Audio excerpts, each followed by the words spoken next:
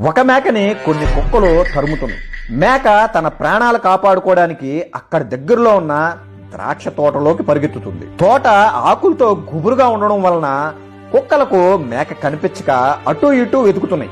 ఆ మేక హమ్మయ్య ఇంకా ప్రమాదం లేదు అనుకొని ఆ ద్రాక్ష చెట్టు ఆకులు తినడం మొదలుపెట్టింది.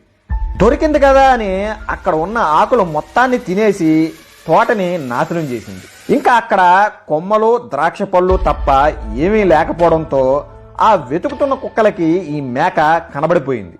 ఇంకా ఆ మేకకి కనిపించకుండా దాక్కోవడానికి ఎటు అవకాశం లేకపోయేటప్పటికీ ఆ కుక్కలు మేకను చూసి దాడి చేసి చంపేస్తాయి. ప్రాణాలు కాపాడుకోవడానికి తప్పించుకునే అవకాశాన్ని పోగొట్టుకొని ఇంకా తినడానికి దొరకవు అన్నట్టుగా మొత్తం ఆకులన్నీ తినేసి తనను కాపాడిన ఆ తోటని నాశనం చేసింది.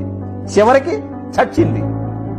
ఈ కథలో నీతి ఏంటంటే, కష్టకాలంలో ఎవరైతే నీకు సహాయం చేసి నిన్ను నిలబెడతారో వారికి నువ్వు స్వార్థంగా ఆలోచించి నష్టం కలిగిస్తే కనుక మట్టి కొట్టుకుపోతావు. అదే ఈ మేకకి జరిగినట్టుగా. దాన్నే తిన్నింటి వాసాలు లెక్క పెట్టడం, వెన్నుపోటు పొడవడం అంటారు. Download ShareChat.